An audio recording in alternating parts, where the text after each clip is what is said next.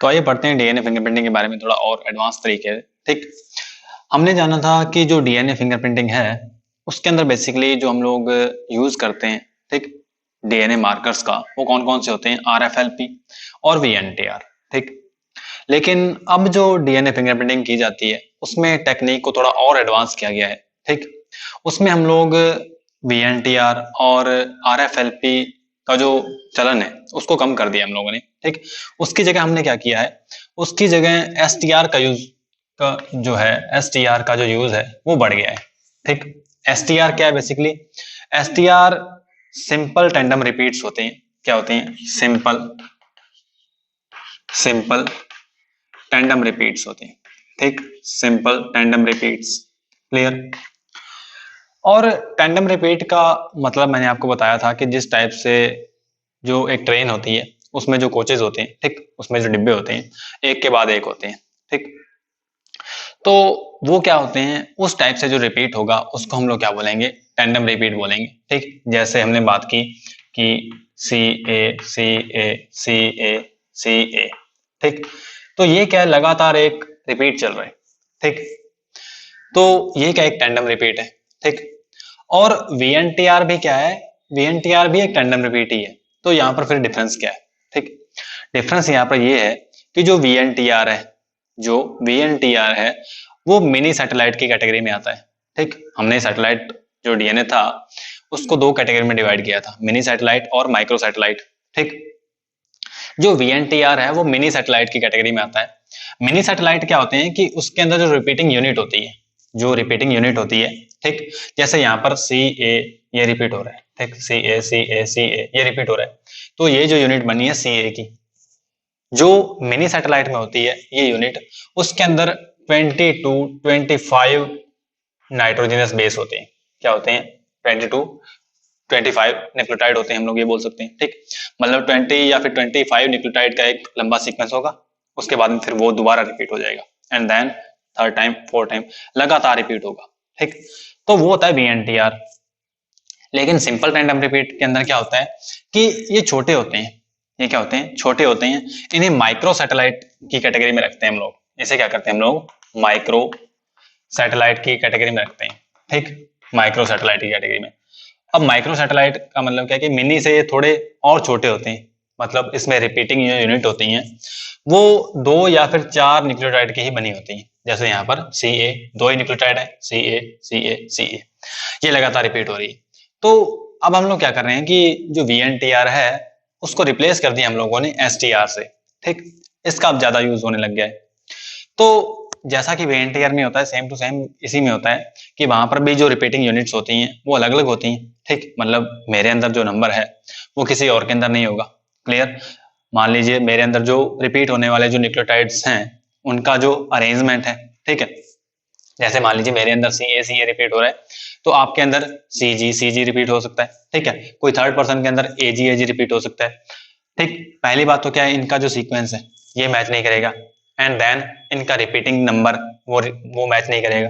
ठीक, तो ये होते हैं बेसिकली एसटीआर होते हैं। क्लियर? इनका भी यूज हम लोग करते हैं। एक बात ध्यान से सुने कि जैसे कोई पर्सन है उसके अंदर जो रिपीटिंग यूनिट है, ठीक है, जैसे मान लीजिए यही मान लेते हैं हम लोग कि ये रिपीटिंग यूनिट यहाँ से शुरू होकर यहाँ तक जा रही है। ठीक, और यहाँ से ये मान लीजिए शुरू हो रखी है। ठीक, ए जी सी। ठीक, यहाँ से ये शुरू हुई है और हम लोग यहाँ पर ये मान लेते हैं ए जी सी। ठीक, तो यहाँ से लेकर ये जो यूनिट है इतना रिपीट हुई है। ठीक, यहाँ तक। क्लियर? और ये जो एंड है, एक तरफ से तो ये शुरू हो रही है ये यूनिट्स, ठीक है, ये रिपीट शुरू हो रहे हैं, एक तरफ जाके खत्म हो रहे हैं। ये जो रीजन होते हैं इन्हें बोलते हैं फ्लैंकिंग रीजन। क्या बोलते हैं? Flanking regions. ठीक, फ्लैंकिंग रीजन्स। ठीक, ये भी क्या है? ये भी फ्लैंकिंग रीजन ही है। क्लियर? तो ये जो रिपीट होता है ये वैरी करता है पर्सन टू पर्सन। ठीक है, मान लीजिए ये जो रिपीट है मेरे अंदर, अगर जो सी ए है ये 1 2 3 4 टाइम रिपीट हो रहा है यहाँ पर। ठीक, ये 4 टाइम रिपीट हो रहा है, तो किसी और पर्सन के अंदर ये जो सी है ये 10 टाइम रिपीट हो सकता है, किसी और पर्सन के अंदर 12 टाइम रिपीट हो सकता है। ठीक है, और ये जो न्यूक्लियोटाइड का सीक्वेंस है जरूरी नहीं कि सी ही हो, ठीक है, वहां पर अलग हो सकता है। तो हम लोग क्या करते हैं, इसको एम्पलीफाई कर लेते हैं। ठीक, ये जो रीजन होते हैं इसको एम्पलीफाई कर लेते हैं एंड देन फिर हम लोग इसको क्या करते हैं, मैच करते हैं। अगर ये मैच करता है तो क्या है कि हम लोग सेम पर्सन जो है, ठीक है, वो पर्सन का डीएनए आइडेंटिफाई हो जाएगा हमें। अगर मैच करता है तभी आइडेंटिफाई होगा, वरना ये मैच ही नहीं करेगा। ठीक, तो एक तो ये था एसटीआर का यूज करते हैं। नेक्स्ट जो है वो एसएनपी का भी यूज करते हैं। ठीक, एसएनपी का, एसएनपी क्या होते हैं, एसएनपी होती हैं जो, इसे हम लोग क्या बोलते हैं, सिंगल न्यूक्लियोटाइड पॉलीमॉर्फिज्म बोला जाता है। क्या बोलते हैं इसे, सिंगल न्यूक्लियोटाइड पॉलीमॉर्फिज्म। ठीक, इसे क्या बोलते हैं, सिंगल न्यूक्लियोटाइड पॉलीमॉर्फिज्म। जैसे हम लोग एक बात करते हैं कि कोई डीएनए फर्स्ट है, ठीक, इसमें हम लोग बात करें कि कोई सीक्वेंसेज हैं, ठीक है, यहाँ पर लगातार ये रिपीट हो रहे हैं। ठीक, मान लीजिए ये क्या है, लगातार इस टाइप से न्यूक्लियोटाइड प्रेजेंट है और इस पर्टिकुलर लोकस पे यहाँ पर ए प्रेजेंट है और डीएनए तो यहाँ पर क्या होगा, टी प्रेजेंट होगा। ठीक, एंड देन उसके बाद में फिर इस टाइप से न्यूक्लियोटाइड्स प्रेजेंट है। ठीक, इस टाइप से न्यूक्लियोटाइड्स वहां पर प्रेजेंट है। क्लियर, तो एक डीएनए तो ये है, जो नेक्स्ट पर्सन होगा उसके अंदर ये रीजन सेम रह जाएगी। ठीक, ये रीजन सेम रह जाएगी, ये रीजन, ये दोनों रीजन सेम रह जाएंगे, लेकिन यहाँ पर ये अलग हो सकता है। ठीक, इस टाइप से हो सकता है। क्लियर, सेकंड पर्सन में। थर्ड पर्सन में क्या हो सकता है, इससे वेरी कर सकता है कि मतलब जो टी है यहाँ पर सी आ जाए, ठीक, इस तरफ जी आ जाए, या फिर सी की जगह जी आ जाए। तो ये क्या होता है कि सिंगल न्यूक्लियोटाइड पॉलीमॉर्फिज्म का मतलब क्या है कि हमारे डीएनए में, ठीक, जो ह्यूमन बींग्स होते हैं इनके डीएनए में क्या होता है कि जो मेजोरिटी ऑफ डीएनए जो होता है हम लोग बोलते हैं कि सेम होता है। ठीक है, और वहां पर क्या होता है, सिर्फ एक सिंगल न्यूक्लियोटाइड का फर्क होता है। ठीक, सिंगल न्यूक्लियोटाइड का फर्क होता है और वो फिर क्या करता है, काफी सारा फॉर्म बना देते हैं। ठीक है, मतलब सिंगल न्यूक्लियोटाइड में अगर फर्क है तो हर एक पर्सन का डीएनए फिर भी वेरी कर जाएगा। ठीक, और मतलब अलग फॉर्म्स बन जाएंगे डीएनए के, और उसे ही बोलते हैं सिंगल न्यूक्लियोटाइड पॉलीमॉर्फिज्म। क्योंकि ये पॉलीमॉर्फिज्म जो है ये सिंगल न्यूक्लियोटाइड की वजह से आ रहा है। ये जो पॉलीमॉर्फिज्म है ये किसके कारण आ रहा है, ये सिंगल न्यूक्लियोटाइड की वजह से आ रहा है। ठीक, तो इनका भी हम लोग यूज करते हैं डीएनए फिंगरप्रिंटिंग में। ठीक, अब देखिए यहाँ पर एसएनपी का जब यूज करते हैं तो यहाँ पर हमें कि जो जेल इलेक्ट्रोफोरेसिस है उसकी जरूरत नहीं पड़ती है। ठीक है, हमें उसकी जरूरत नहीं पड़ती है। हमें सिर्फ क्या करते हैं इनमें कि ओलिगोन्यूक्लियोटाइड्स का यूज किया जाता है। जो एसएनपी है इसमें क्या किया जाता है, ओलिगोन्यूक्लियोटाइड्स का यूज किया जाता है। ओलिगोन्यूक्लियोटाइड क्या होते हैं कि बेसिकली लैब में बने हुए, ठीक है, हम लोग बना लेते हैं 50 न्यूक्लियोटाइड के लगभग क्या होते हैं उसमें बेस सीक्वेंसेस होते हैं। ठीक, 50 न्यूक्लियोटाइड का बने एक स्ट्रेच होता है और जो स्ट्रेच हम लोग तैयार करते हैं, ठीक, हम लोगों को जिस डीएनए को मैच करना होता है उसका कॉम्प्लीमेंट्री हम लोग तैयार कर लेते हैं। नॉर्मली क्या होता है कि अगर वहां पर ये मैच कब करेगा, मान लीजिए हमें इस डीएनए का जो कॉम्प्लीमेंट्री है वो बनाया है, ठीक है, तो सिर्फ यही इससे मैच करेगा। अगर मान लीजिए यहाँ पर क्या होता है कि बाकी सारे मैच कर गए न्यूक्लियोटाइड लेकिन सिर्फ टी मैच नहीं करा, ठीक, तो यहाँ पर फिर भी क्या होगा कि हमें यहाँ पर जो हाइब्रिडाइजेशन है वो कंप्लीट देखने को नहीं मिलेगा। ठीक, तो यहाँ पर क्या है कि हमें जो बैंड पैटर्न है उसको नहीं देखना पड़ता, क्योंकि हमें बैंड पैटर्न जो है इलेक्ट्रोफोरेसिस में मिलते हैं। यहाँ पर सिर्फ हमें हाइब्रिडाइजेशन देखना पड़ता है। क्लियर, और सिर्फ हाइब्रिडाइजेशन देखने के लिए हमें जो बैंड पैटर्न है उसकी जरूरत नहीं पड़ती, मतलब जो जेल इलेक्ट्रोफोरेसिस है उसकी हमें जरूरत नहीं पड़ती। तो इस टाइप से क्या है कि एसएनपीज और जो एसटीआर है इनका काफी ज्यादा यूज बढ़ गया है एज कंपेयर टू आरएफएलपी और वीएनटीआर। आइए बात करते हैं ट्रांसजेनिक एनिमल्स के बारे में। ट्रांसजेनिक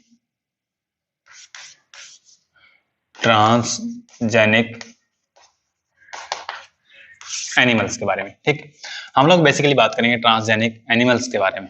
क्लियर, तो सिंपल सी बात है, ट्रांसजेनिक वर्ड जो है ये कैसे बना है।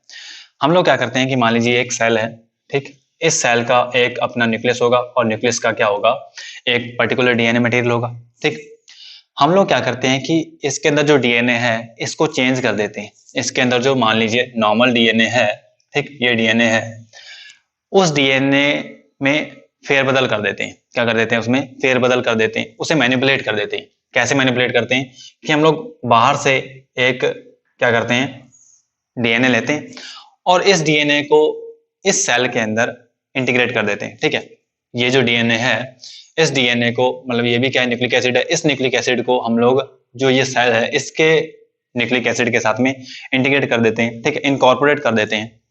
तो ये जो फॉरेन डीएनए है, ठीक, ये क्या हो जाता है, फॉरेन डीएनए। ठीक, फॉरेन डीएनए का मतलब क्या है कि ये इस सेल का डीएनए नहीं है, ठीक। ये क्या है, फॉरेन डीएनए है। फॉरेन डीएनए को हम लोग क्या करते हैं, इस सेल में जब इनकॉर्पोरेट करते हैं इस डीएनए के साथ में, तो ये जो सेल है ये क्या हो जाती है, हम लोग बोले कि ये ट्रांसफॉर्म हो जाती है। क्या हो जाती है, ट्रांसफॉर्म हो जाती है, ठीक। ये क्या हो जाती है, जेनेटिकली मॉडिफाइड हो जाती है, हम बोल सकते हैं। क्या हो सकती है, जेनेटिकली मॉडिफाई हो जाती है, ठीक, मॉडिफाई हो जाती है। क्लियर। तो ये जो प्रोसेस है इसी को हम लोग बोलते हैं, इस टाइप से जो हम लोग क्या करते हैं कि जो डीएनए होता है उसमें फेरबदल कर देते हैं, और फेरबदल जब करते हैं तब हमारे पास जो ऑर्गेनिज्म तैयार होते हैं, जब हमारे पास जो ऑर्गेनिज्म तैयार होते हैं उन्हें हम बोलते हैं ट्रांसजेनिक ऑर्गेनिजम्स। क्या बोलते हैं, ट्रांसजेनिक ऑर्गेनिजम्स। क्या बोलते हैं, ट्रांसजेनिक ऑर्गेनिजम्स, ठीक, ट्रांसजेनिक ऑर्गेनिजम्स। क्लियर। आप ध्यान से बात सुने, जो फॉरेन डीएनए है, जो फॉरेन डीएनए है उसे हम लोग बेसिकली क्या बोलते हैं, उसे ट्रांसजीन भी बोलते हैं। क्या बोलते हैं, उसे ट्रांसजीन भी बोलते हैं, क्योंकि ये क्या कर रहा है, नॉर्मल सेल को ट्रांसफॉर्म कर रहा है, ठीक है। क्या कर रहा है, ट्रांसफॉर्म कर रहा है। तो ये जो डीएनए है, जो हमने फॉरेन डीएनए है, ठीक है, फॉरेन डीएनए को हम लोग बोलते हैं ट्रांसजीन। क्या बोलते हैं, ट्रांसजीन। क्लियर। और ये जो प्रोसेस है, ये जो प्रोसेस है किसी ऑर्गेनिज्म को ट्रांसजेनिक ऑर्गेनिज्म बनाने की, इसे बोलते हैं ट्रांसजेनेसिस। क्या बोलते हैं, ट्रांसजेनेसिस, ठीक। ये प्रोसेस है किसी नॉर्मल ऑर्गेनिज्म को ट्रांसफॉर्म करने की, ट्रांसजेनिक ऑर्गेनिज्म में चेंज करने की नॉर्मल से, उस प्रोसेस को बोलते हैं हम लोग ट्रांसजेनेसिस, ठीक है। अब देखें कि ये जो प्रोसेस है ये बेसिकली बायोटेक के अंडर आ जाती है, ठीक। बायोटेक्नोलॉजी में हम लोग ये चीजें पढ़ते हैं, बायोटेक्नोलॉजी जो है, ठीक, उसके अंडर आती हैं ये चीजें। मतलब जो ट्रांसजेनिक एनिमल्स हैं या जो ट्रांसजेनेसिस है, ये जो सारी चीजें हैं ये किस में आ जाती हैं, ये बायोटेक में आ जाती हैं, ठीक। अब एक ध्यान से बात सुने कि अगर मान लीजिए ये जो ट्रांसजेनिक ऑर्गेनिज्म हमने तैयार किया है ये एनिमल है, अगर ये एनिमल है तो एनिमल के केस में हम लोग क्या बोलेंगे उसको, एनिमल के केस में हम लोग जो ट्रांसजेनिक ऑर्गेनिज्म है उसे क्या बोल देते हैं, ट्रांसफेक्शन बोल देते हैं। सबसे पहले जो सेल हम लोग क्या करते हैं, ट्रांसफॉर्म करते हैं। क्या करते हैं, ट्रांसफॉर्म करते हैं, उसको ट्रांसफेक्शन बोल देते हैं। क्या बोलते हैं, ट्रांसफेक्शन, ठीक। मतलब हमने अगर कोई एनिमल प्रोड्यूस करना है तो क्या करते हैं हम लोग, उसका जाइगोट लेते हैं इनिशियल कंडीशन में, ठीक है, और उसमें डीएनए को ट्रांसफर कर देते हैं, ठीक। तो एनिमल के लिए हम जो वर्ड यूज करते हैं उसे बोलते हैं ट्रांसफेक्शन, ठीक है। क्या बोलते हैं, एनिमल्स के अंदर इस प्रोसेस को बोलते हैं ट्रांसफेक्शन। और जो ट्रांसफॉर्मेशन है, ठीक, एक हम लोग बात करते हैं ट्रांसफेक्शन की और एक हम लोग बात करते हैं ट्रांसफॉर्मेशन की, ये दो टर्म्स होती हैं, ठीक। तो ट्रांसफॉर्मेशन हम लोग किससे बोलते हैं, अगर मान लीजिए हमें ट्रांसजेनिक ऑर्गेनिज्म तैयार किया है, वो बैक्टीरिया है या प्लांट है, वो बैक्टीरिया है या फिर प्लांट है, ठीक। तो बैक्टीरिया या फिर प्लांट जो है, अगर इनको हमने क्या किया है, नॉर्मल से चेंज किया, इनके डीएनए को मैनिपुलेट किया है, तो इनको हम लोग क्या बोल देंगे, ट्रांसफॉर्मेशन बोल देंगे इस प्रोसेस को। और अगर मान लीजिए एनिमल है तो एनिमल के केस में हम लोग क्या बोलते हैं, इस प्रोसेस को ट्रांसफेक्शन बोल देते हैं, ठीक। क्या बोल देते हैं, ट्रांसफेक्शन बोल देते हैं, ठीक। तो मेथड्स क्या है ट्रांसफेक्शन के, हम लोग बेसिकली एनिमल्स के बारे में बात करने वाले हैं, ठीक है। तो जो ट्रांसफेक्शन है इसके मेथड्स क्या है, मेथड्स, ठीक। तो इसके काफी सारे मेथड्स हैं ट्रांसफेक्शन के, ठीक। तो सबसे पहला जो मेथड है वो हम लोग पढ़ते हैं transfer of the whole nucleus, transfer of the whole nucleus, ठीक, होल न्यूक्लियस। एक बात ध्यान से सुने कि जो ट्रांसफर करते हैं हम होल न्यूक्लियस को, वो कैसे करते हैं कि मान लीजिए एक सेल है ए, एक सेल है, एक सेल बी है, तो हम दोनों को क्या करते हैं, ई न्यूक्लिएट कर लेते हैं, मतलब उनका जो न्यूक्लियस है वो बाहर निकाल लेते हैं, ठीक। तो क्या करते हैं हम लोग, मान लीजिए एक सेल है, यहां पर हम लोग इसको समझने की ट्राई करते हैं, ठीक। एक सेल है, ठीक, इसका न्यूक्लियस होता है, ठीक। एक अनदर सेल है, इसका भी न्यूक्लियस होगा। तो हम लोग क्या करते हैं, दोनों सेल्स को क्या करते हैं, ई न्यूक्लिएट कर लेते हैं, मतलब इनका जो न्यूक्लियस है उसको बाहर निकाल लेते हैं, ठीक। तो जो न्यूक्लियस है इसे हमने क्या कर दिया, बाहर निकाल दिया। इसके बाद में क्या होगा कि इसका जो न्यूक्लियस हमने बाहर निकाला था, ये मान लीजिए ए सेल है, ये बी सेल है, तो बी सेल का जो न्यूक्लियस है हम लोग इसको क्या कर देते हैं, ए सेल के जहां से हमने न्यूक्लियस को हटाया था वहां पर क्या कर देते हैं, इसे प्लेस कर देते हैं। तो यहाँ पर क्या हुआ है कि इसे हमने क्या किया है, मॉडिफाई कर दिया, ठीक है, इसे क्या किया हमने, मॉडिफाई किया है। और मॉडिफाई किया कैसे है, एक पूरा का पूरा न्यूक्लियस हमने क्या किया है, इसके अंदर ट्रांसफर किया है। क्या किया है, पूरा का पूरा न्यूक्लियस ट्रांसफर किया है। ठीक, तो इसी प्रोसेस को बोलते हैं transfer of the whole nucleus. ठीक, इसके अंदर बेसिकली क्या किया जाता है, हम लोग बात करते हैं कि ट्रांसजेनिक जो ऑर्गेनिज्म है क्यों तैयार किए जाते हैं, ये तैयार ही क्यों किए जाते हैं। तो एक बात ध्यान से सुने कि पुराने टाइम से एक प्रोसेस चली आ रही है, ठीक, जिसको हम लोग ब्रीडिंग बोलते हैं।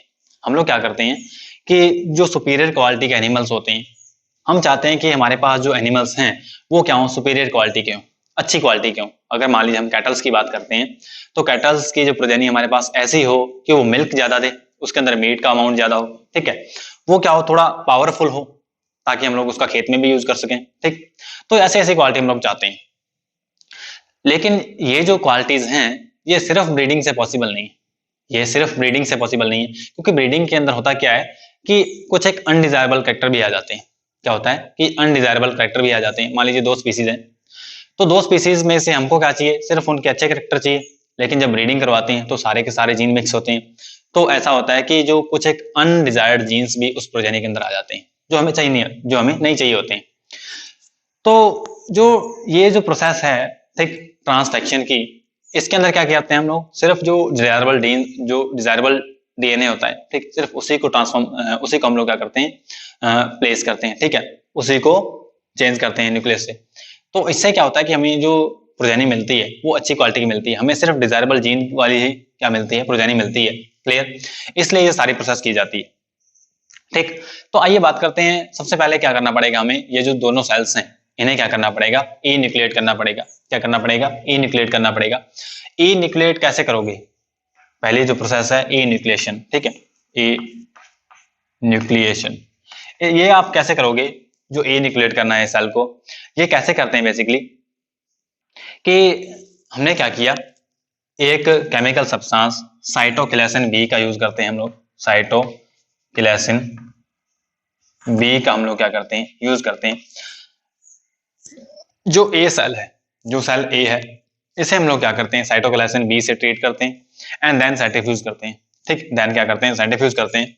और सेंट्रीफ्यूज जब करते हैं तो क्या होता है यहाँ पर कि जो सेल होती है ये, ठीक, एक्चुअल में ये क्या होता है, ये अनफर्टिलाइज्ड एग होता है जो सेल हम लोग लेते हैं।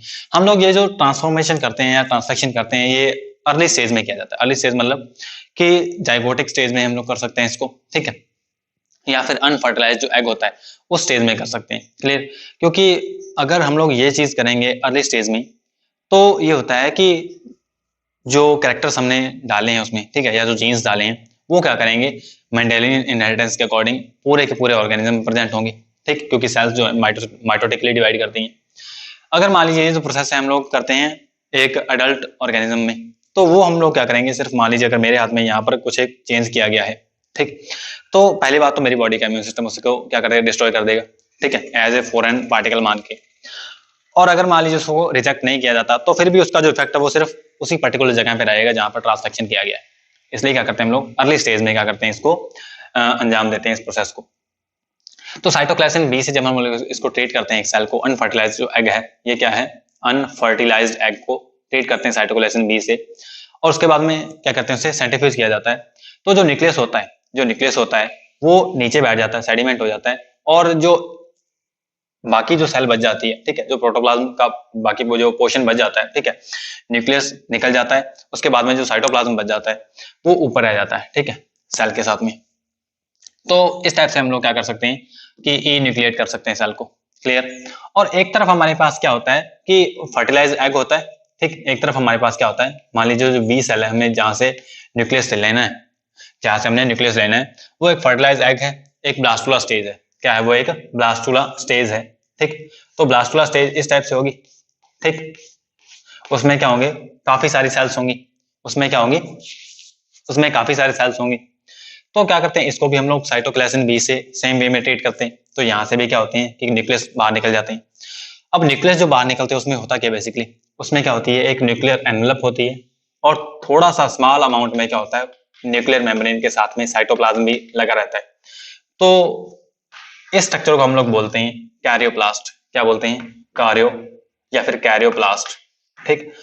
तो हम लोग क्या करते हैं कि यहां से जो कैरियोप्लास्ट होता है वो लेते हैं, ठीक है, सेम प्रोसेस से, और इसको क्या कर देते हैं, इस ए न्यूक्लिएट एग में ट्रांसफर कर देते हैं।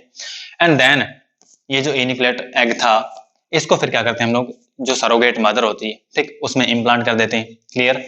और इम्प्लांट करने के बाद में जो बर्थ होता है उसमें क्या होते हैं, हमारे डिजायरेबल जीन्स होते हैं, क्योंकि डिजायरेबल जीन हमने कहां से लिए थे, इस ब्लास्टुला से लिए थे। क्लियर। तो आपको ये जो प्रोसेस है, न्यूक्लियस जिसके अंदर पूरा का पूरा होल न्यूक्लियस जो है हम लोग ट्रांसफर करते हैं, उम्मीद आपको ये बात समझ आई होगी। ठीक। इसके बाद में हम लोग नेक्स्ट जो बात करेंगे वो है ट्रांसफर ऑफ स्प्लिट एम्ब्रियो के बारे में। क्या करते हैं ट्रांसफर ऑफ स्प्लिट एम्ब्रियो में, क्या करते हैं हम लोग कि इनिशियल कंडीशन सेम रखते हैं हम लोग, ठीक है, कि क्या करते हैं, अनफर्टिलाइज जो एग होता है उसको हम लोग क्या करते हैं, ई न्यूक्लिएट करते हैं। सबसे पहले क्या करते हैं, उसको ई न्यूक्लिएट करते हैं। ठीक। आइए इसको यहाँ पे समझते हैं कि हम लोग क्या करते हैं, उसको ई न्यूक्लिएट कर लेते हैं। ठीक। क्या करते हैं, उसको ई न्यूक्लिएट करते हैं। एंड देन उसके बाद में क्या किया जाता है, एम्ब्रियो को ट्रांसफर किया जाता है। क्या किया जाता है, एम्ब्रियो को ट्रांसफर किया जाता है। ठीक। आइए इसको समझने की कोशिश करते हैं, स्प्लिट एम्ब्रियो टेक्निक। ठीक है, transfer of split embryo, transfer of split embryo. ठीक। ट्रांसफर ऑफ स्प्लिट एम्ब्रियो में क्या करते हैं हम लोग कि एक क्या लेते हैं हम लोग, स्टेज लेते हैं। ठीक है, सबसे पहले क्या लेते हैं, एक ए न्यूक्लिएट एग लेते हैं। ठीक है, क्या करते हैं, सबसे पहले जो एग लेते हैं वो क्या होगा, वो तो न्यूक्लिएटेड ही होगा। तो सबसे पहले जो एग लिया हमने वो क्या है, अनफर्टिलाइज एग है। ठीक। अनफर्टिलाइज एग में से क्या करेंगे हम लोग, न्यूक्लियस को रिमूव कर देंगे, और जो न्यूक्लियस है उसको रिमूव करने के बाद में जो एग बचेगा हमारे पास, वो कौन सा बचेगा, ई न्यूक्लिएट एग बचेगा। यहां से हमने क्या किया, इस न्यूक्लियस को रिमूव कर दिया। ठीक। और ये क्या बच चुका है हमारे पास, ए न्यूक्लिएट एग बच चुका है। ठीक। ए न्यूक्लिएट एग बच चुका है। ठीक। ए न्यूक्लिएट एग। अब ये जो ए न्यूक्लिएट एग है, यहां से हमने इसका न्यूक्लियस निकाला है, वहां पर हम लोग क्या करते हैं, एक एम्ब्रियो को ट्रांसफर करते हैं। क्या करते हैं हम लोग, एक एम्ब्रियो को ट्रांसफर करते हैं। वो कैसे करते हैं कि अर्ली स्टेज होती है जो एम्ब्रियो डेवलपमेंट की। ठीक है, हमारे पास क्या है, एक मान लीजिए एम्ब्रियो है। ठीक। एक क्या हमारे पास एम्ब्रियो है, तो उस एम्ब्रियो को हम लोग क्या करते हैं, सर्जिकल ब्लेड से पहले काट लेते हैं। ठीक। उसको कट कर लेते हैं एम्ब्रियो को। ठीक। और ये काटा कब जाता है, अर्ली स्टेज में। अर्ली स्टेज मतलब क्या है, जब मोरुला स्टेज होगी, जब उसके अंदर कितनी सेल होंगी, लगभग 4 सेल्स होंगी, 8 सेल्स होंगी। ठीक। तब हम लोग क्या करते हैं, उसको काट लेते हैं। काटने के बाद में, ठीक है, हम लोग क्या करते हैं, उनको काटने के बाद में क्या करते हैं कि मान लीजिए यहाँ पर क्या था, इसके अंदर एम्ब्रियो था एक। ठीक है, हमने इसको काट दिया तो क्या हो गए, 2 एम्ब्रियो बन गए इसके अंदर। ठीक है, क्या बन गए, 2 एम्ब्रियो बन गए। और उनमें से जो एक एम्ब्रियो है हमने उसको बाहर निकाला, और उस एक एम्ब्रियो क्या कर दिया हमने, इस ई न्यूक्लिएट एग के अंदर ट्रांसफर कर दिया। ठीक। ट्रांसफर कर दिया तो किया क्या हमने, बेसिकली जो हाफ ऑफ द एम्ब्रियो है उसको ट्रांसफर कर दिया। तो यहाँ पर क्या किया हमने, स्प्लिट एम्ब्रियो। स्प्लिट एम्ब्रियो मतलब सबसे पहले जो एम्ब्रियो है इसको काटा, काटने के बाद में क्या किया, इसको ट्रांसफर कर दिया। तो इस टेक्निक से भी हम लोग क्या कर सकते हैं कि जो प्रोसेस है हमारी, ठीक है, जो ट्रांसजेनिक ऑर्गेनिज्म बनाने की जो प्रोसेस है उसको अंजाम दे सकते हैं। ठीक। और जो ऑर्गेनिज्म बनते हैं, इस टाइप से जो ऑर्गेनिज्म बनते हैं, ठीक है, वो क्या होते हैं, जेनेटिकली मॉडिफाइड होते हैं। वो क्या होते हैं, जेनेटिकली मॉडिफाइड होते हैं, इसलिए उनको क्या बोल देते हैं, जीएमओ बोल देते हैं, जेनेटिकली मॉडिफाइड ऑर्गेनिजम्स बोल देते हैं। क्लियर। आइए कुछ एक और बात करते हैं ट्रांसफर करने की। ठीक है, क्या करते हैं, कुछ एक और बात करते हैं हम लोग ट्रांसफेक्शन की जो प्रोसेस है इसको करने की। ठीक। तो उसके अंदर बेसिकली क्या किया जाता है, आइए हम लोग बात करते हैं कि कुछ एक और टेक्निक कौन कौन सी है उसमें, कि अगर हम लोग सिर्फ जो क्रोमोसोम है उसको ट्रांसफर कर सकते हैं। ठीक है, उसमें क्या करते हैं हम लोग, जो क्रोमोसोम होता है, या तो क्रोमोसोम को, पूरे क्रोमोसोम को, या फिर क्या करते हैं हम लोग, ए पार्ट ऑफ क्रोमोसोम मतलब फ्रेगमेंट ऑफ क्रोमोसोम, उसको क्या करते हैं हम लोग, ट्रांसफर करते हैं एक अनदर सेल में। ठीक है, तो उसमें बेसिकली क्या किया जाता है, उस प्रोसेस में क्या किया जाता है कि आइए देखते हैं। सबसे पहले जो सेल होती है जिसके अंदर हमारा वांटेड क्रोमोसोम है या फिर डिजायरेबल क्रोमोसोम है, डिजायरेबल जीन जिसके पास है वो क्रोमोसोम है, तो उस क्रोमोसोम को क्या करते हैं हम लोग, सबसे पहले निकाल लेते हैं। कैसे निकालते हैं, एक टेक्निक हाइपोटोनिक लाइसिस के थ्रू क्या करते हैं, हाइपोटोनिक लाइसिस के थ्रू, हाइपोटोनिक लाइसिस के थ्रू क्या करते हैं हम लोग, उस क्रोमोसोम को निकाल लेते हैं। और क्रोमोसोम को निकालने की जो स्टेज है वो मेटाफेज स्टेज रखी जाती है। वो कौन सी स्टेज रखी जाती है, मेटाफेज, क्योंकि मेटाफेजिक स्टेज जो होती है उसमें क्रोमोसोम जो होते हैं हमें एक अच्छे टाइप के दिखाई पड़ते हैं। ठीक है, अच्छे टाइप के मतलब उनका जो साइज है हमें प्रॉपर दिखाई पड़ता है। ठीक। तो हमने क्या किया, यहाँ से क्रोमोसोम निकाल लिया।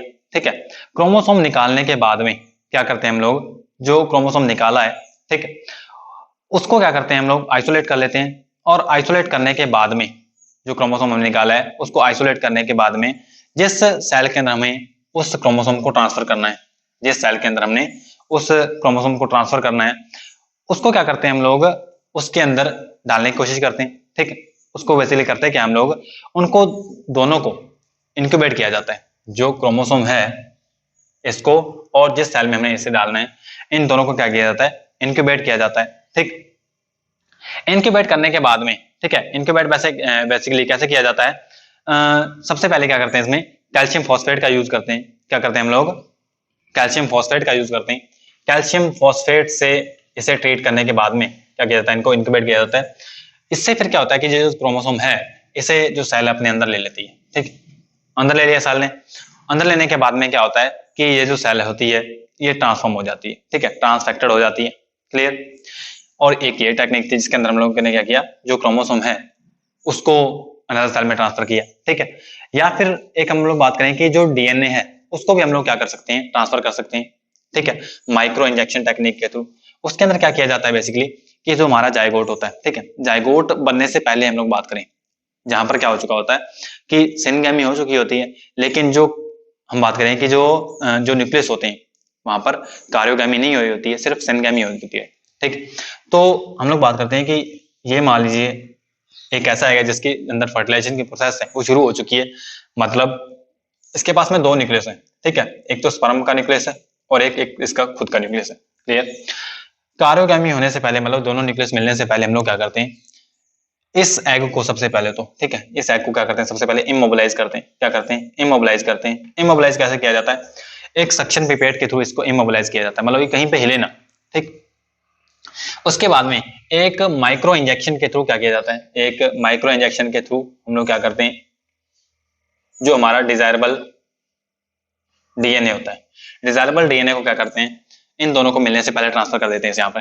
ठीक है, माइक्रो इंजेक्शन के थ्रू क्या किया हमने, यहाँ पर जो हमारा डीएनए था उसको ट्रांसफर कर दिया। ठीक है, और जब ये कैरोगामी होगी तो ये जो हमारा जो जेनेटिक मटेरियल या जो डीएनए हमने यहाँ पे डाला है, ठीक है, ट्रांसफर किया है, ये भी इसके साथ में इनकॉर्पोरेट हो जाएगा। और इस टाइप से क्या हो जाएगा कि जो सेल है वो क्या हो जाएगी, ट्रांसफॉर्म हो जाएगी। क्लियर, समझ आएगा आपको ये बात। नेक्स्ट जो टेक्निक है वो है वायरस मीडिएटेड जीन ट्रांसफर। ठीक है, वो कौन सी टेक्निक है, वायरस मीडिएटेड जीन ट्रांसफर। इसके अंदर बेसिकली क्या किया जाता है कि जैसे हम लोग मानते हैं कि जो हमें एचआईवी का जो वायरस है, ठीक है, जो एचआईवी का वायरस है, रेट्रोवायरस जिसको बोलते हैं, वो क्या करता है कि अपना जो जेनेटिक मटेरियल होता है, अपना जो जेनेटिक मटेरियल होता है वो सेल के अंदर क्या करता है, वो इनक्यूबेट कर देता है। ठीक है, या मान लीजिए कोई भी वायरस है, ठीक है, जो कोई भी वायरस है वो क्या करता है सबसे पहले कि अपना जेनेटिक मटेरियल जो है वो क्या करता है, जेनेटिक मटेरियल जो है किसी सेल के अंदर ट्रांसफर कर देता है। ठीक है, ये मान लीजिए एक सेल है, इसके अंदर एक वायरस ने क्या किया है, अपना जेनेटिक मटेरियल को ट्रांसफर किया है, और जो जेनेटिक मटेरियल है होस्ट के जेनेटिक मटेरियल के साथ में जाके इनकॉर्पोरेट कर जाता है। इस टाइप से जो वायरस है किसी भी सेल को इन्फेक्ट करता है। ठीक, रेट्रोवायरस का हम लोग एग्जाम्पल ले सकते हैं। ठीक है, वैक्सीनिया वायरस का हम लोग एग्जाम्पल ले सकते हैं। कोई भी वायरस अपने आप को इस टाइप से क्या करता है, अपनी कॉपी जो है वो बनाता है। ठीक है, किसी भी सेल को इसी टाइप से क्या करता है, इन्फेक्ट करता है, कि मतलब मान लीजिए कोई सेल है उसके अंदर क्या होगा, सबसे पहले वायरस आके बैठेगा और अपना जेनेटिक मटेरियल जो है इस सेल के अंदर ट्रांसफर कर देगा। ठीक है, ट्रांसफर करने के बाद में ये जो जेनेटिक मटेरियल इसने डाला है वो इस सेल के मेन जीनोम के साथ में जाकर अटैच हो जाएगा और वहां पर अपने आप को क्या करेगा, डुप्लीकेट करेगा। ठीक, और फिर वहां से नए वायरस के पार्टिकल्स बनेंगे थ्रू ट्रांसक्रिप्शन एंड ट्रांसलेशन। ठीक, तो उसमें क्या किया जाता है कि मान लीजिए जो कोई वायरस है, ठीक, हम लोग वायरस का रेट्रोवायरस का यूज करते हैं। बेसिकली रेट्रोवायरस का यूज करते हैं कैसे, क्योंकि हमें पता है कि वो क्या है, एक अच्छा वेक्टर है, उसने अपना डीएनए होस्ट सेल के अंदर डाल ही देना है। तो हम लोग क्या करते हैं, उस डीएनए को, ठीक है, रेट्रोवायरस का जो जेनेटिक मटेरियल होता है, रेट्रोवायरस का जो जेनेटिक मटेरियल होता है, ठीक, उसको क्या करते हैं हम लोग, पहले उसके अंदर क्या कर देते हैं, उसको अल्टर कर देते हैं। उसको क्या कर देते हैं हम लोग, अल्टर कर देते हैं। इस जेनेटिक मटेरियल को हमने क्या किया, अल्टर कर दिया। अब अल्टर करने का मतलब क्या है कि यहाँ पर हमने अपना डिजायरेबल जीन डाल दिया। यहाँ पर क्या किया हमने, डिजायरेबल जीन डाल दिया, डिजायरेबल जीन डाल दिया। ठीक है, डिजायरेबल जीन हमने जब डाला इसमें, ठीक, तो मतलब इसकी जो पैथोजेनिक प्रॉपर्टी थी वो तो खत्म होगी और इसमें क्या आ गया, हमारा अच्छा जीन आ गया। अच्छा जीन आ गया तो मतलब इस वायरस की प्रॉपर्टी क्या है कि ये अपना जेनेटिक मटेरियल डाल देगा आगे होस्ट सेल में, तो मतलब हमारा जो डिजायरेबल जीन है वो भी क्या चला जाएगा, होस्ट सेल में चला जाएगा। ठीक, तो इस टाइप से हम लोग क्या करते हैं, वायरसेस का भी यूज करते हैं किसी सेल को ट्रांसफेक्शन करने के लिए, ठीक है, किसी भी सेल को ट्रांसफॉर्म करने के लिए। क्लियर। लेकिन ये जो सारी टेक्निक्स हैं, हमने यहाँ पर जितनी भी बातें की, ठीक है, उसके अंदर हम लोग क्या करते हैं कि जो जेनेटिक मटेरियल है उसको ट्रांसफर कर रहे हैं सिर्फ, लेकिन जो जीन है हमारा, ठीक है, या जो जेनेटिक मटेरियल है वो ट्रांसफर तो हो रहा है, लेकिन क्या वो सही जगह इनकॉर्पोरेट होगा होस्ट सेल का जीनोम के साथ में, ये यहाँ पर बड़ा क्वेश्चन मार्क है। ठीक, तो इस प्रॉब्लम से बचने के लिए क्या किया गया कि टारगेटेड जीन ट्रांसफर की टेक्निक को अपनाया गया। किसको अपनाया गया, टारगेटेड जीन ट्रांसफर की टेक्निक को अपनाया गया। किसको, टारगेटेड जीन ट्रांसफर टेक्निक को अपनाया गया। इसके अंदर बेसिकली ये किसने इजाद की ये टेक्निक, एक साइंटिस्ट ओलिवियर स्मिथीज ने क्या किया, इस टेक्निक को इजाद किया। ठीक, उसने क्या किया कि टारगेटेड जीन ट्रांसफर किया, मतलब जिस लोकस पर जिस जीन को डालना है वहीं पर डाला गया।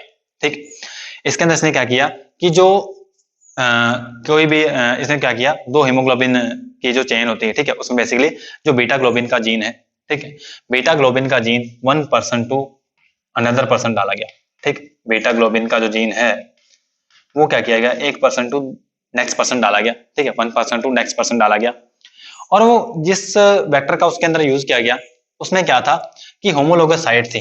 क्या थी, होमोलोगस साइट थी। होमोलोगस साइट होने के कारण क्या हो गया कि ये जो जीन ट्रांसफर किया है वो एक्चुअल में अपनी टारगेट जगह पे चला गया। ठीक, तो इससे जो रिजल्ट मिले हमें टारगेटेड जीन ट्रांसफर से, क्योंकि हमने जो जीन है उसको अच्छी जगह पे जहां पर हमने उसको ऐड करना चाहते थे वहां पर हमने उसको ट्रांसफर कर दिया है, तो इससे जो रिजल्ट मिलते हैं हमें अच्छे मिलते हैं as compare to above techniques. ठीक, इससे पहले हमने जो टेक्निक पढ़ी है उनमें इतने अच्छे रिजल्ट नहीं भी मिल सकते, लेकिन टारगेटेड जीन ट्रांसफर के अंदर क्या मिलते हैं हमें, अच्छे रिजल्ट मिलने की पूरी की पूरी संभावना रहती है। ठीक, क्योंकि हमने जो जीन है उसको सही जगह पे प्लेस कर दिया है। नेक्स्ट हम लोग बात करते हैं कि जो एम्ब्रियोनिक स्टेम सेल्स हैं उनका यूज कर सकते हैं। क्या करते हैं हम लोग, एम्ब्रियोनिक स्टेम सेल्स जो होती हैं, ठीक, एम्ब्रियोनिक स्टेम सेल्स उनका यूज कर सकते हैं। बेसिकली करते हैं क्या कि जब एम्ब्रियो बनता है, एक बात ध्यान से सुने कि कोई भी जब एम्ब्रियो बनता है, ह्यूमन बींग्स का भी जब एम्ब्रियो बनता है यूट्रस के अंदर, अलावा ह्यूमन बींग्स का जब एम्ब्रियो बनता है यूट्रस के अंदर, तो एम्ब्रियो को बनाने के अलावा कुछ एक और स्पेशल सेल्स होती हैं। ठीक, उसको क्या बोलते हैं हम लोग, उन्हें बोलते हैं स्टेम सेल्स।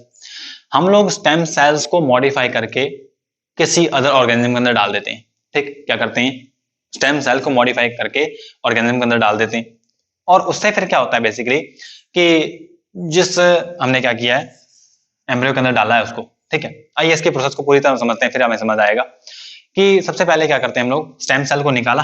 ठीक, क्या किया, स्टेम सेल को निकाला। स्टेम सेल को निकालने के बाद में क्या किया गया, उसको कल्चर किया गया।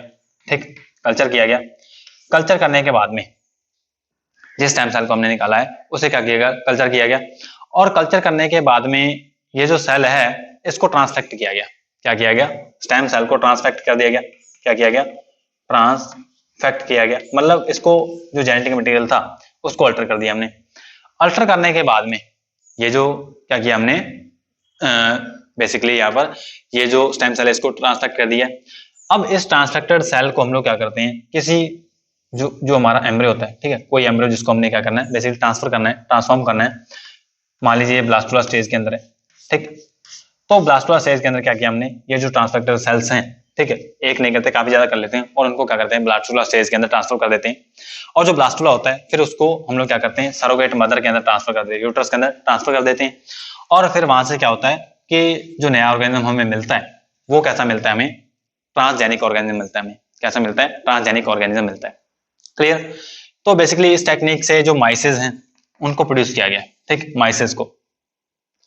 तो आइए हम लोग अब क्या करते हैं कि जो नेक्स्ट लेक्चर है उसमें हम लोग जानने की कोशिश करते हैं कि जो ट्रांसजेनिक ऑर्गेनिज्म हैं उनके एग्जांपल्स क्या हैं, ठीक है, और इनका जो यूज है वो क्यों क्यों किया गया है। ठीक है, उसके अंदर बेसिकली हमें कौन कौन से जीन को ट्रांसफर किया गया है और उसका हमें जो एंड रिजल्ट मिला है, जो हमें एंड रिजल्ट मिला है वो कैसा मिला है। ठीक है, हमारे लिए फायदा क्या हुआ उस चीज का। तो आइए जानते हैं कौन कौन से ट्रांसजेनिक ऑर्गेनिजम्स जो हैं, एनिमल्स जो हैं, बेसिकली ट्रांसजेनिक एनिमल्स तैयार किए गए हैं और उनके यूजेस क्या कुछ हैं। ठीक, आइए जानते हैं। तो सबसे पहला जो एग्जांपल है हमारे पास, सबसे पहले जो तैयार किए गए एनिमल्स है वो कौन कौन से थे, वो ट्रांसजेनिक माइसेस थे। ठीक, अब यहाँ पर एक बात ध्यान रखिए कि जो रैट होता है और माइस होता है इनमें फर्क होता है। ठीक, तो ट्रांसजेनिक माइस तैयार करने के लिए क्या किया गया कि जो रैट का ग्रोथ हार्मोन है RGH उसको ट्रांसफर किया गया माइस के जीन के साथ में। ठीक है, माइस का कौन सा जीन था, उसको MMT जिसको बोला जाता है, मेटालोथेनियन जो जीन था उसके साथ में ट्रांसफर कर दिया गया। ठीक, और इससे हुआ क्या कि रैट की जो ग्रोथ हार्मोन है उसने अपने आप को एक्सप्रेस किया। ठीक, और जो माइस था उसको साइज बड़ा हो गया बेसिकली। ठीक है, वो लगभग रैट के साइज का हो गया। तो इस टाइप से ट्रांसजेनिक माइस तैयार किया गया। ठीक, उसके बाद में ट्रांसजेनिक शीप्स जो है वो तैयार की गई। बेसिकली उसमें क्या किया गया कि जो एंटी हीमोफिलिक फैक्टर 9 होता है, ठीक है, उसका जो जीन है उसको ट्रांसफर किया गया वहां पर। जो एंटी हीमोफिलिक फैक्टर 9 का जो जीन है, ठीक है, उसको ट्रांसफर किया गया शीप के अंदर। और कहां पर ट्रांसफर किया गया, जो बीटा लैक्टोग्लोबुलिन का जो जीन है वहां पर उसको ट्रांसफर किया गया। ठीक है, BLG जिसको शॉर्ट में बोलते हैं। ठीक, बीटा लैक्टोग्लोबुलिन के जीन है वहां पर उसको ट्रांसफर किया गया। ठीक, इससे हुआ क्या कि जो शीप थी वो जो दूध देती थी, ठीक है, जो शीप का मिल्क था वो कौन सा हो गया, जो शीप का मिल्क था वो कौन सा हो गया कि उसके अंदर एंटी हीमोफिलिक फैक्टर 9 आने लग गया। ठीक है, और उसको फिर बाद में एक्सट्रैक्ट कर लिया वहां से। ठीक है, मिल्क से उसको अलग कर लिया, जो एंटी हीमोफिलिक फैक्टर 9 था उसको अलग कर लिया और उसका यूज किया गया फिर हीमोफीलिया को ट्रीट करने में। क्लियर। इसके अलावा जो शिप्स हैं, ठीक है, उसके अंदर क्या किया गया, अल्फा 1 एंटीट्रिप्सिन को भी इसी टाइप से जीन डालकर उसको प्रोड्यूस किया गया। ठीक है, और उसका यूज किसमें करते हैं हम लोग, एम्फाइसीमा जो बीमारी होती है उसको ट्रीट करने में करते हैं। ठीक, तो ये कुछ फायदे हैं हमारे लिए ट्रांसजेनिक एनिमल्स तैयार करने के। ठीक, इसके अलावा जो ट्रांसजेनिक पिग्स हैं उनको तैयार किया गया। ठीक है, उनमें क्या डाला गया, ह्यूमन ग्रोथ हार्मोन या फिर जो बोवाइन ग्रोथ हार्मोन है उसको ट्रांसफर किया गया। ठीक, तो इससे हुआ क्या, बेसिकली जो पिग है उसका साइज बढ़ गया। क्या हुआ वहां पर, उसका साइज बढ़ गया। ठीक, तो नेक्स्ट जो हम लोग एग्जांपल लेते हैं ट्रांसजेनिक गोट्स का। ठीक है, किसका, ट्रांसजेनिक गोट्स का। उसमें क्या किया गया कि ह्यूमंस के में बेसिकली क्या हो जाता है कि कोरोनरी थ्रोम्बोसिस हो जाता है। मतलब जो कोरोनरी आर्टरी होती है वहां पर कई बार क्लॉट बन जाता है। ठीक, तो उसको बस्ट करने के लिए क्या चाहिए होता है, हमें क्लॉट बस्टर चाहिए होता है। ठीक है, तो वहां पर जो गोट्स हैं वहां से क्या हमने ऑब्टेन किया कि वहां पर जीन डाला गया।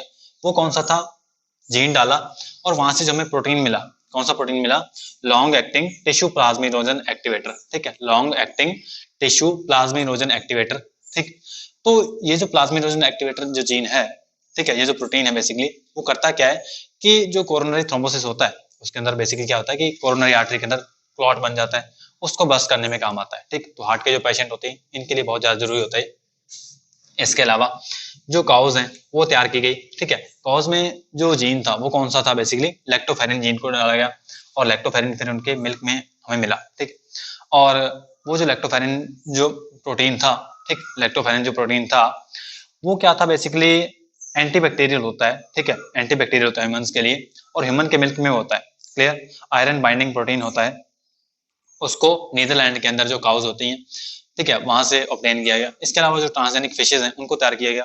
ट्रांसजेनिक फिशेज के अंदर क्या किया गया, बेसिकली कि उनके अंदर ग्रोथ हार्मोन को जीन डाला गया और उससे जो इसका साइज है वो बढ़ गया। ठीक है, और जल्दी से वो मैच्योर होती थी, जल्दी से मैच्योर होती थी। इसके अलावा उनका साइज बड़ा होता था, उसके अंदर मीट का अमाउंट ज्यादा होता था। ठीक है, फ्लैश का अमाउंट ज्यादा होता था।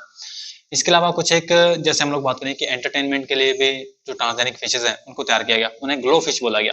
ठीक, क्या बोला गया उन्हें, ग्लो फिश।